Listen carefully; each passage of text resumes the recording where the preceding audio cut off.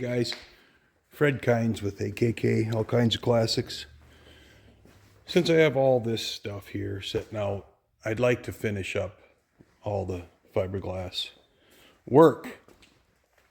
So as you know, I filled that. Those are on. This is going to need just a little bit more work in the back, I think. You know, and I just basically took the cut and built out, but I think I need to come down a little farther.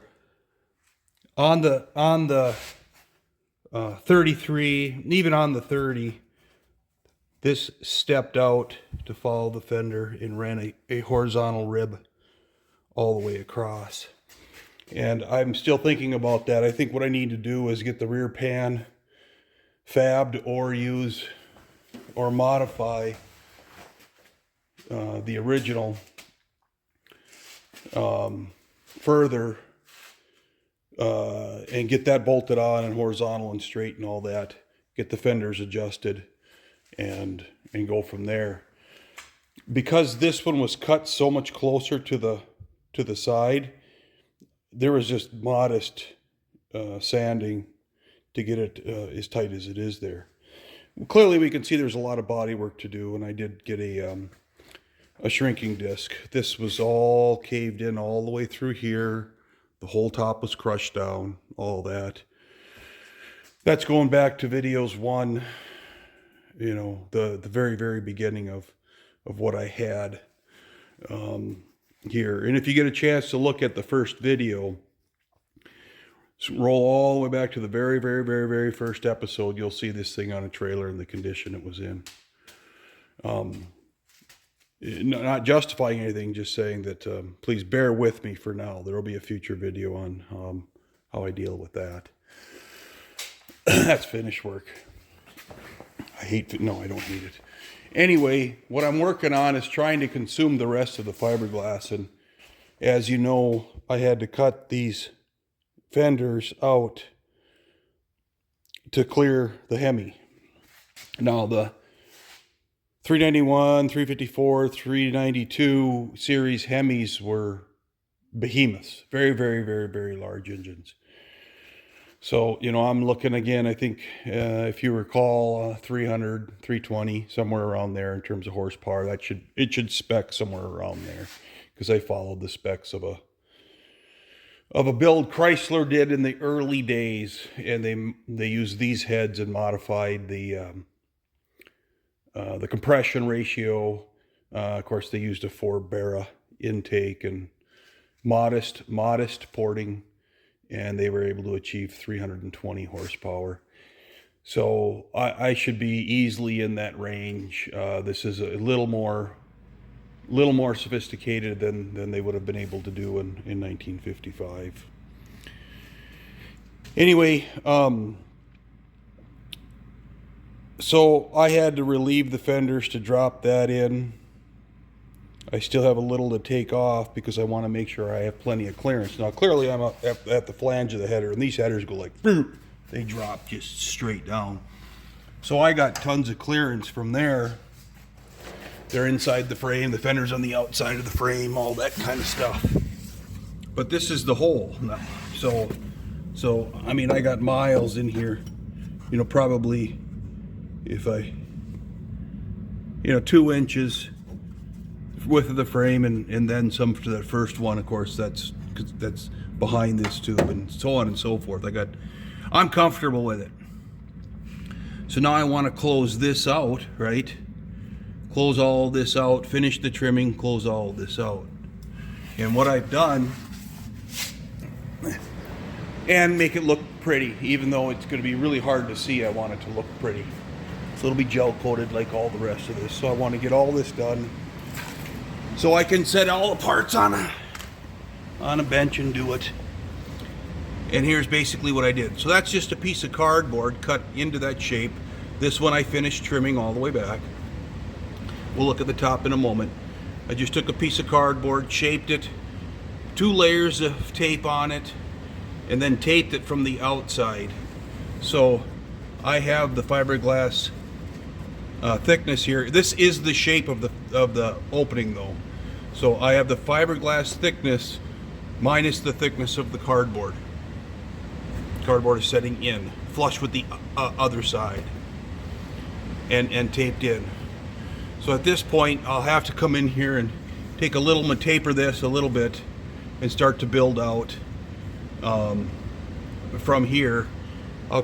I'll cover all this up, right, you know, so I don't get on it, but I'll start probably with a cloth, which I know I'll have to build two, maybe another layer of cloth or a layer of mat, and then cloth on the other side to bring it flush to the surface, because again, I got the thickness of the cardboard, which is, you know, not 1/8 of an inch, just some thin corrugated. Okay, cardboard will release with the tape because the tape tends to melt. In here you can see I've got this cut back and around the shape. I'll probably build this up pretty good on the back side and flush this out so it just transitions really nice. There are extra layers on the top roll. I'm going to grab a piece so you can see how they set this up. This is the top, this is a cutout, and you can see how they set that up. And then it's just piled in on the corner, which I will do too. Very, very thick on the corner. And then very similar to what I did with the 6 layers on the bottom. And then it, of course, just tapers off to, that's probably 4 layers with a layer of cloth. And then it's more than likely just shotgun sprayed anyway. But anyway, so I want to copy that kind of a thing. I want to have a very beefy corner up here, because that's a bending moment there, right? You know, you don't want it to break, and it's going to tie into the fender. I want to do it bolted up, get at least a little bit of structure in there before I pull the fender off and finish it out. So that's why I'm doing it in there, because it's bolted, it's oriented. The 2 bolts right there are located. They're in slots, you know, so you got to have some adjustment, right, so you can fit your hood sides properly, dial them in. But at this point, I think that's what I'm going to do. I know that I struggled getting the fender on around the control arm there, and so I'm going to radius it, but if I need to trim it, fine. But I'd rather put a little too much material in, and then I may need to come in and radius it a little bit there. But I'll deal with that when the time comes, and when it comes for fitment. So that's kind of where I'm at today, guys. Just kind of getting started with that and finishing up the glass work. The one other area I should point out, and this is when you get fiberglass parts. I mean, look at that. That's probably 3/8 of an inch there. Kind of frustrating. Everything's set up, everything's measured and where it's supposed to be. And on the other side, I'm dead on. And this has been measured 47,000 times. But the whole point is that this fender isn't higher in that location. Yes, they're fiberglass. They are very similar. They're visually identical, but dimensionally, they're not identical. But I know from measuring that when this was trimmed, that was trimmed higher than that. And although that kind of sucks, 'tis what it is. Another way to kind of show that is on my mock-up hood side. When I throw the hood side on and set it down on top of the fender, I got a reveal. I got a reveal right there. Okay, I got a reveal all the way across. That's identical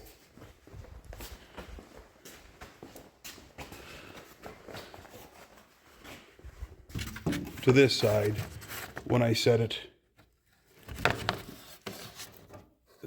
on. I got a reveal all the way across. that's how I wanted to do it. Didn't change pieces. The physics of that piece didn't change dimensionally, and it sits because the measurements define where it goes. I know the fenders are adjusted.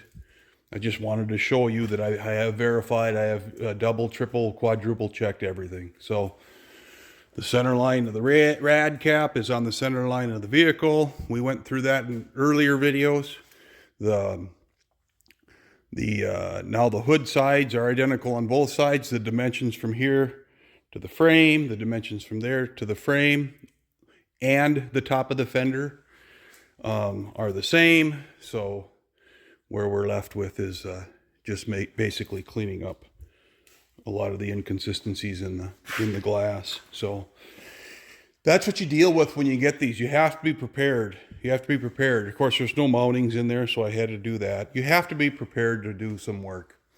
In this case, I was recently looking online. You can purchase these 2 inches wider.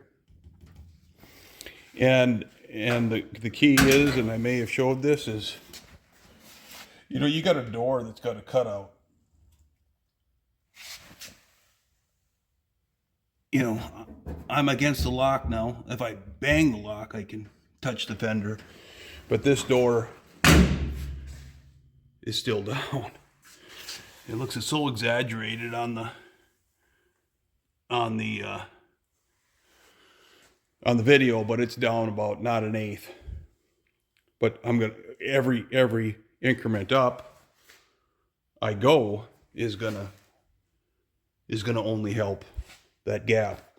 And then I've incorporated door stops in there, so I will adjust the door stop, the open stop, so that I don't ever hit the fenders.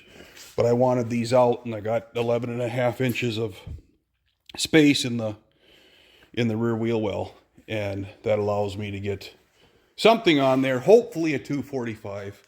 I got a 245 right there that I did do some mock-up with. That's off my wife's car. But anyway, that's what we got. That's what I'm working on. We'll keep the progress going and catch up with you later. Thanks, guys. Hello, guys. So here we have it. One of these two. This is the driver's side. Yeah, I didn't do anything. This was still just bonded on. Which is good, but it's a two-part. I think it's JB weld that I used, epoxy that I used to clamp it on. But that stuff works good in shear, but not good in tension, right? So I glassed over, I clothed that side, and then decided that I'd come over here or matted that. I clothed that side when I built it. I did nothing on this side. So then I layered it with cloth and then 3 layers of mat. Same thing here, but about 4 layers of mat. Those are the front fender mounts. Ran the bolt into it, and that is profiled to fit the wings. And I stacked 3 washers on it so I can shim it, right? So I can get shims in and adjust the fenders. So, you know, let's call that about center. That's a 1-inch bolt in there. It's exposed about 1/4 of an inch. So I got about 3/4 of an inch worth of room, you know, before I touch the outer fender. So I encapsulated that and I crowned it all the way around. I bonded it on again, you know, epoxy bonded it on. And then surrounded it, and did that on both sides. So I got that done. You know, I'll trim up the hairs and the crap hanging over. And then I built this up, all up to the surface, and added a layer, actually 2 layers of cloth. I want some sanding. I want the ability to actually, you know, block that down a little bit. And it is an interior side, but I want it to look as good as the rest. So just finished. You can see I got resin and crap all over the place at this point. I put something down when I started, and then I, you know, forgot. So I got some cleanup to do, but I wanted to get a good shot of this while she was still sitting there, Kieran. I did brush some gel on just so I can block that surface flat. I know gel doesn't, or resin, pardon me, I know it doesn't provide much, but I do know I'll be blocking most of that off. So that's what I got. I got runs over there. I got to get the isopropyl or the acetone, and I got to start cleaning up. Thanks, guys. All right, as kind of discussed, I built out this. We're at the phase where this piece now needs to be glassed in and to support the structure. So I cut both sides now to straighten out the top, right? Then I taped in a cardboard pattern that basically follows the shape. Okay, and so now I'm going to layer in. I'm going to go with the cloth first, and then 3 layers of mat behind it. Each layer is progressively larger. I mean, they'll all end here and be cut around here, but they're progressively larger to capture more of the inner fender. The other thing is I went and sanded all of this out with a 2-inch Roloc 36 grit. Came back in because you can't get right into the corners, and hit that with some sandpaper, you know, just hand sanded that. And then I wiped everything down with man, my brain isn't working, with, you know, the acetone, with acetone. Okay, and so I got my patterns on each side. These are just the cutouts for stuffers, because I want, remember this corner here, I want that to blend in better. It's the same on both sides, but I want it to blend in better. So I'm going to put a more substantial build out in here, and probably build out the top edge here a little bit better. Now you can see the fiberglass behind in this here. That's where that curves around. That'll wind up being another application after the fender comes off. But this cardboard is stuck into the shape. So the surface is on the other side. I have the thickness of the cardboard, which we showed in the last video, and that'll easily be a couple of layers. So I'll build that out, probably 2 layers, and cloth again. So I'll have 5 layers of, at minimum, 5 layers of cloth, of mat, and then I'll have a layer of cloth embedded here, give it some elevation, minimal, and then a layer of cloth on the inside. But I'll build out the inside after I finish all of the structure, right? And then I'll build out the inside. Tie it out, get this off, get a layer of cloth on, get that sanded, maybe 2 layers of cloth, so to make sure I have a nice strong medium on the inside. I'll probably pack this as well. Probably not during this event, you know, because it's going to be hard enough to get it to go around a 90-degree corner. Maybe even wind up packing it from the other side.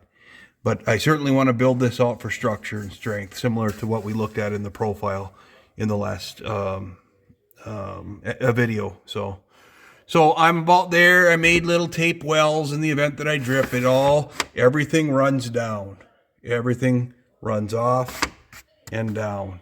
I can catch it, I guess, if I'm going to hit this area here, I can catch it and stop it, wipe it. But it's not going to be that dramatic of an event. I'm just going to push on 4 layers of fiberglass at this point and let that cure out. Got it bolted up. I got the shape that I want. I got the location that I want. Everything that way. So it's going to go back in. Coming out, I know that this, I don't know what the final shape is here, so I gave extra because I'm going underneath the control arm. I'll likely have to open that up, but I want to find that at a future time. I don't want to deal with that. I'll cut that excess out. Let's put it that way, depending on how easy it is to take off and put on. So I'll get started. Thanks. Hey guys, good to see you're up.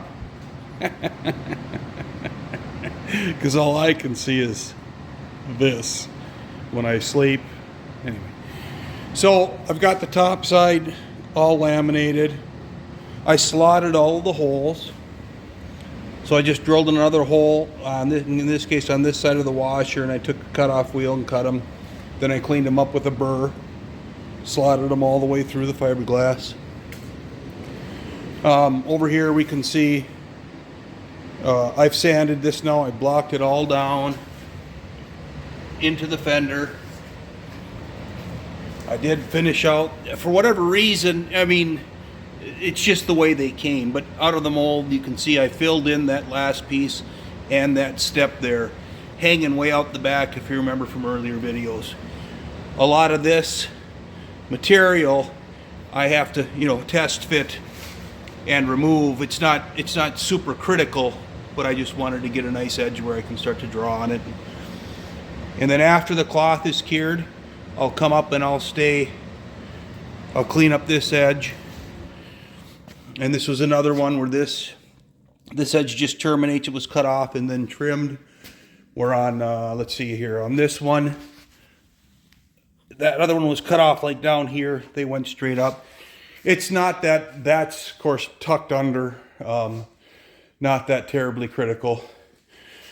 But now I got to go in and just DA this down, feather it, feather, keep feathering it so that I can get a layer of cloth and then get all the resin off of the gel coat for this application, because I want to bond to base material like I've done down here.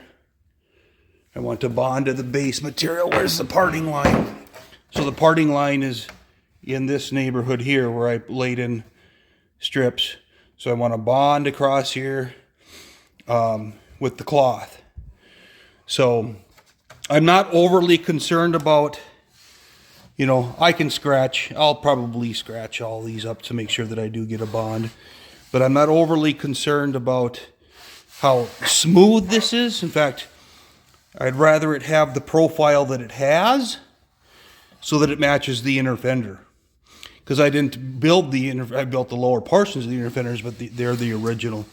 So I'm very conscious of, you know, where I'm hitting the washers and stuff. This one I know I might need to block down just a little bit more. But where I'm touching the washers, I know I just have a few mils above with the cloth on it, and then I'll trim them all out. So just getting ready to get into here and start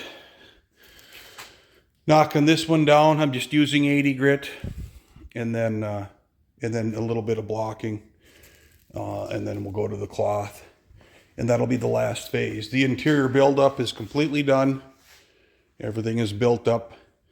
You can kind of see all the way down to about there. Well, you can see the edge of it because the dust is on it. All the way down. I'm built up, and I have 6 layers on. That's a lot, but I have 6, and then the cloth will be a 7th, but the cloth is no real build. But very sturdy, and pretty happy with the results this far. So I'll clean up the inside, I'll cut it, I'll trim any hairs and stuff like that that are hanging around, and finish cut it after I get the cloth on. So moving right along. Enjoying it. That's what that'll do if you don't wear one of those and those. I mean, this stuff gets, it gets all over. So thanks, guys. Hey guys, you know, it's like 15, 16 degrees Fahrenheit outside right now. And I cracked the door and I'm blowing into the That's a cold storage, but I'm blowing into there. It's got an open eave in that. So both sides are done. On the right, we've got the fender as taken off of the car. Okay, so I got my profile, I got my shape. And on the left here now, I've built it all out. It's all built out, so it follows the profile. And you can see, in some cases it dips, and then it starts to smooth it out. That's how the fender placed into the inner fender, because I had to build that whole inner, not all of it, but I had to repair all of that inner fender structure. That's just how the cookie crumbles. In fact, that side is the same as this side, where there's a ledge there, and then it smooths out to the surface of the fender, to the inside surface of the fender here. So I do have some air in it. When I did this side, I sanded out the air pockets. I started on this side, then I thought I'll take a video, but you can see I've got a little bit of work to do to take out some air pockets. Sand the whole thing, wipe the whole thing down with acetone, get the wax off of it so you get a good bond, and then don't pour the resin on top of the fiberglass. You want the least amount of resin possible, and you want the build to come into the mat. Now I say all this knowing full well that I'm just using cheap stuff, commonly available, but I'm not doing finish work with this side. The other side I'll gel coat, sand and gel coat, but the point being is I'm not building a car. That's what I bought these for, so that they are finished out. Of course you can finish them, the amount of effort and work that goes into. The big difference between buying mat at the local hardware store and ordering it is the weight, and it's just more. So it does cost a little more, but the convenience is what I was after here. So the convenience of being able to do it over the weekend. And then the comment is, well, preparation. Yeah, I prepare about the day before.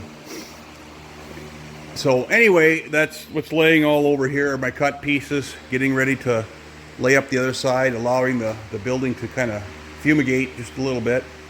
And I've got the interior side of this one done. I'll finish the interior side of this one, and then of course I have to finish the exterior side of this one. Well, both, but this one was just the one that was just pulled off. This one I channel filled, I finished this out, all that. So I'll do that to this side. Then I taper both of them, lay cloth on, and then finish them, or body finish them to gel coat, to spray with gel coat. I want a slight undercut or a taper in so I can feather out the gel coat when I'm ready to prep it for finish, for the final body work before you prime and paint. So the goal is to get to that level. We'll see how far I get before I get bored and move on to something else. But at this point, my plan today is to get these fenders glassed up. Thanks, guys. Hey, guys. Well, there you have it. Got a layer of cloth on.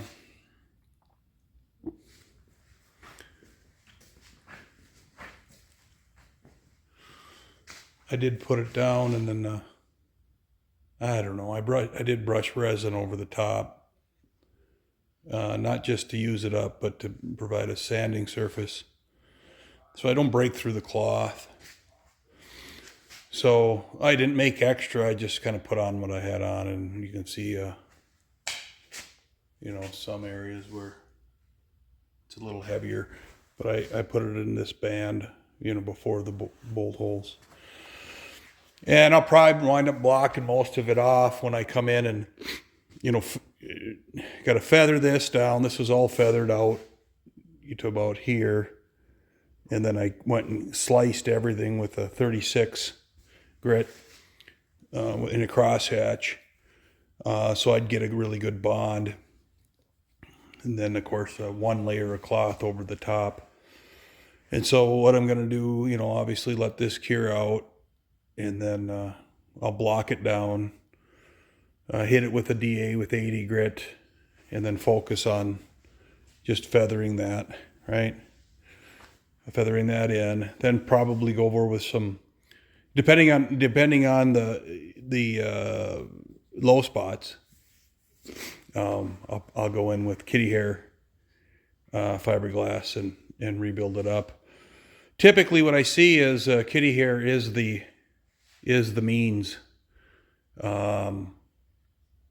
before the gel coat. So I'll have to do a little bit of research and seeing if I can, you know, bring it as close as possible to the gel coats. You know, it's thicker than paint, of course, but I don't want to rely so heavily on blocking the gel coat out. But, you know, at the end of the story, this is all going to get sanded and painted, I guess. So maybe I'm resolving that in my head as I go.